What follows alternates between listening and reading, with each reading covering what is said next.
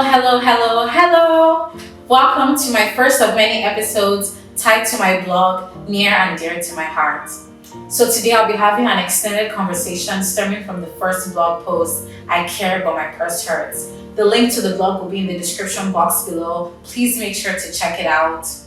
It will be about my Christian experiences in urban cities, New York, Toronto, and Lagos, Nigeria. So before we get into the nitty-gritty of this episode, I just want to give a disclaimer. This episode is in no way to give myself accolades, or should I say pat myself on the back. It's purely to help Christians out there on their journey in their faith. We'll be talking about evangelism and more. So in the blog post, I talk about interesting experiences I've had in Lagos, Nigeria. You have to check it out while I'm on this. There are images and videos. The link will be in the description box below. So I talk about interesting experiences I've had, and I also talk about a recommendation on what you can do about the dire financial need in Lagos, Nigeria. An approach that I give is setting aside money weekly and praying to God about it, that He helps you to give out to the right people. And when you finish, don't feel guilty. I can't emphasize this enough. Don't feel guilty. Know that you've done your best.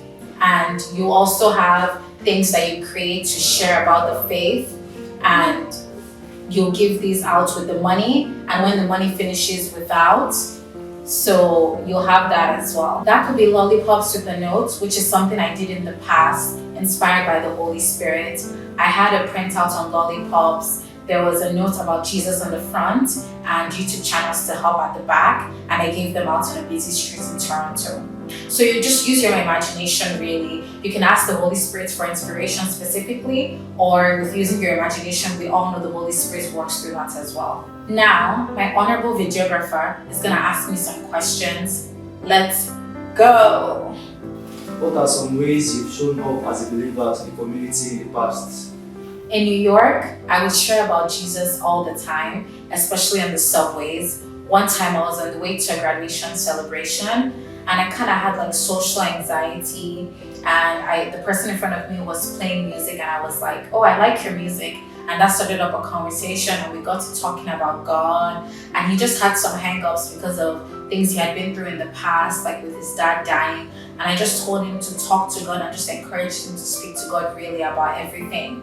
And that was that. And later on at the graduation celebration, he passed by me and my friend when we were hanging out later on. And I just know that God was in that. And then there was a time on the subway where I was talking to someone who basically said, what did the devil do wrong? And I just stopped at that point.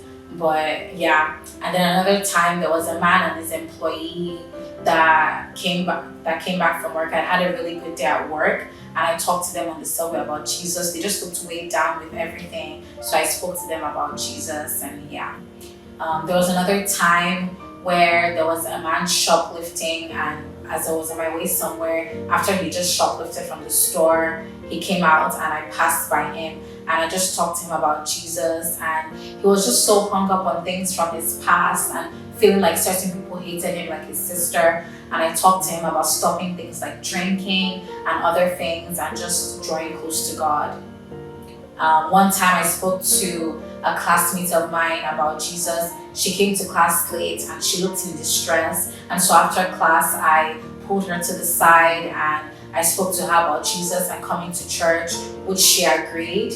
But literally that Sunday, I was just so bogged down with things and I was in a bad headspace. And so I myself didn't make it to church, and I wasn't able to follow up with her, which now I obviously know that was the enemy, but then I just really didn't know. But Toronto, I literally talked to my friend about how I felt like I couldn't share the gospel there because people were cold. And literally that week, the Holy Spirit just moved. One day I woke up and I just had an inkling to go out and give out things to the homeless. And so I baked a cake, I had some bananas, I bought some drinks, and I took them with some handwritten notes I had and handed them out to the homeless. So I handed them out with handwritten notes I'd written for each one of them. Another thing I did was the lollipop with the notes that I spoke about at the start of the video. I handed them out on a busy street in Toronto.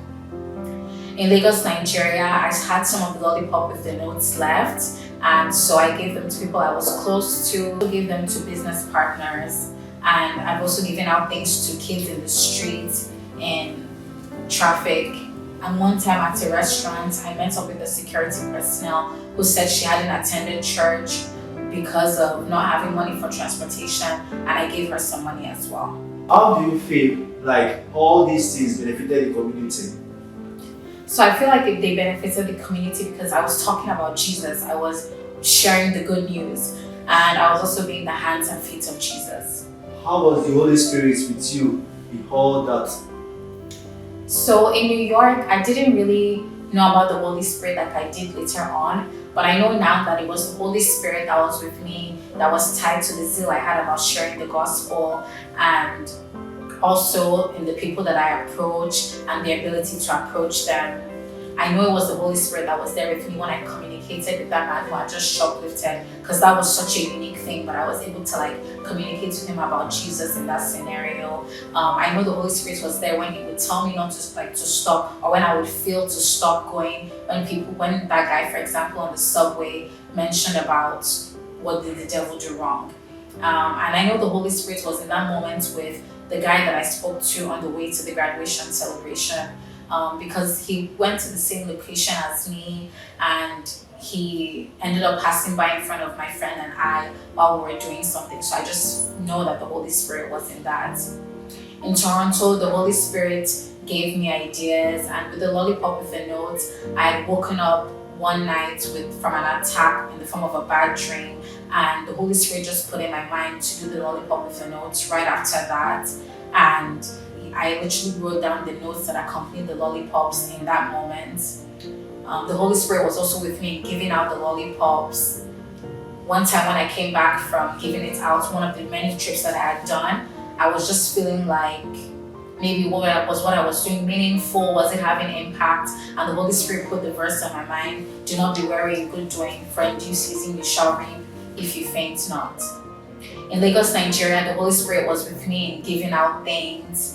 And when I met with the security personnel that I gave money for transportation to church, I had just had a good day. I had just come from sharing my testimony at church, and I also finished up a deliverance program at another church.